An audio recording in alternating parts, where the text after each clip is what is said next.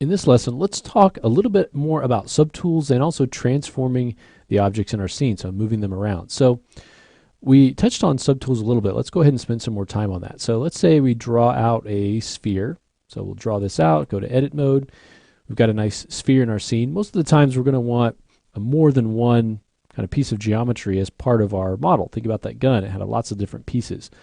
And so we want to actually be able to add another piece of geometry to this. So to do that, we're going to go into the tool palette, subtool, and let's open that up. So you can see it expands out. We've got one slot taken by this sphere. Let's actually make it a polymesh. So we have all these other slots where we can add additional pieces of geometry. So to do that, we can go to Append, and let's append a cone. Now you can see the cone is right on top of the sphere, so we see part of the cone and part of it's inside the sphere. We can also append other ones. So we can append this polymesh star if we want to. Now some of these we can't see. If we go to turn on the transparency, you can see the different objects. Okay, let's turn that back off. So now we have multiple objects, multiple subtools within a single Z tool. So if we were to save this Z tool out and bring it back in, all of these subtools are going to be here. Okay, we can go in, we can turn the visibility off on individual subtools. We can also select a particular subtool, and we can go to Solo, and that'll only show us the selected subtool. Okay, to do that manually, we could come in here and select this and then just turn off the visibility of the other subtools. Now we want to be able to transform these subtools. So let's say, we don't want everything on the origin, so we want to move the cone out. So we'll select the cone, and we want to move this. Now to move it, we're going to go use the Move tool, W. When we activate this, it's going to activate Transpose, and it creates this sort of a line here. So what we want to do is drag our line, and we'll just drag it from the top to the bottom, and we can grab the center of this and move it off to the side. Okay, if we were to come in here, and this line is something where you can constantly be repositioning it, just like this, based on our geometry. If we were to come in and take this, it's actually going to deform it. Okay, so I want to grab the center line to be able to move it around.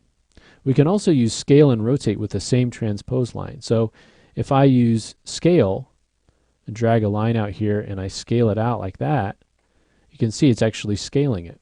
Or if I rotate it, it'll rotate it based on that pivot. So if I wanted it to rotate from this side, I can rotate it from there. So this is the rotation pivot point. We can grab the star and we can do the same thing. So I'll just drag one out, and we're actually rotating, so I want to move it off to the side. So I can move it, I can kind of place it, I can put it up on the top like that. Or if we wanted to rotate it, we could come in here, and if I just click on the middle axis, I can rotate it around the axis on which I've drawn my transpose line. Does that make sense? Otherwise, I'm going to rotate it like this, okay, around that pivot, so kind of in screen space. So we have a Z tool with lots of different subtools. If we go in and look at like the gun, or we could even bring in the sort of the mech as a kind of example with lots of other subtools, you can see this has a ton of different subtools in it. Okay, now another way we kind of looked at to select subtools is just to hit the Alt key and click on a subtool, and that'll change.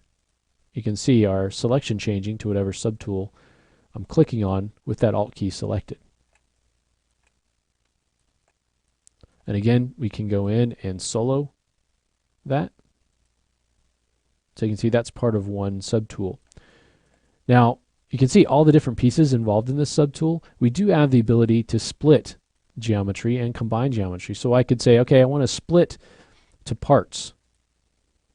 Going to say this is undoable. I'll say okay to that. So it's going to take that subtool and it split it into all those different pieces. So now we have a ton of different subtools with all the little bits that go into that. If I wanted to sort of recombine some of those, I could select that, and let me turn off solo. I could select one of those objects, and let's concentrate over here on the subtool palette. We can come in and we can merge those back together. So instead of splitting, now we'll merge. And I'm just going to say merge down. Say always okay, that's fine. And so now I can begin to merge And so what's happening is it's taking the subtool and it's merging it down with the one below it. So if we go in and solo that, I'm starting to add more and more pieces to my subtool.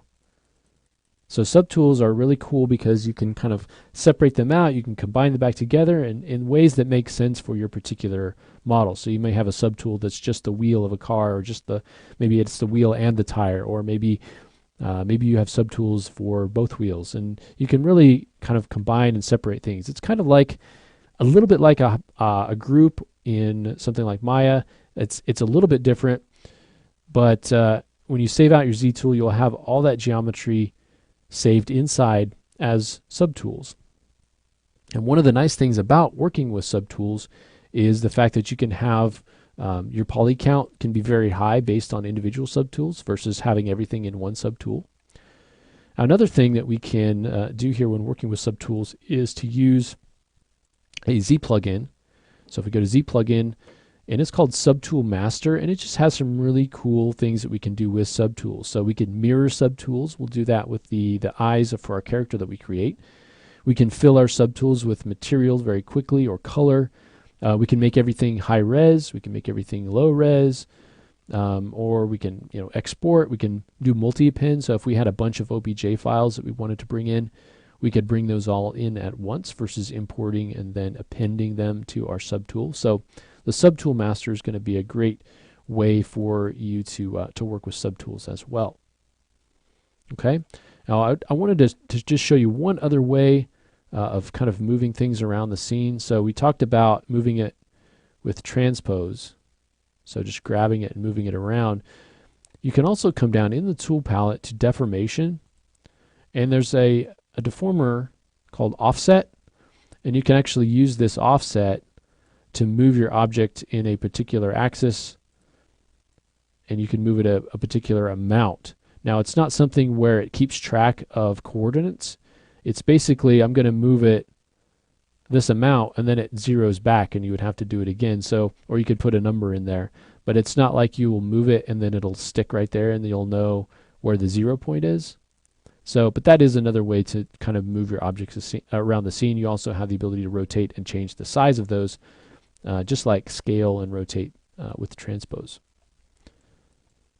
Okay, so that's a kind of a quick look at working with subtools, and as we go through our project, we'll get a more practical kind of look at working with these things. But that's kind of a quick look at it. Next, let's take a look at subdividing, because subdividing is a very important part of ZBrush. Not only subdividing for sculpting, but also now there's dynamic subdivision that we can use to smooth our models. So let's take a look at that next.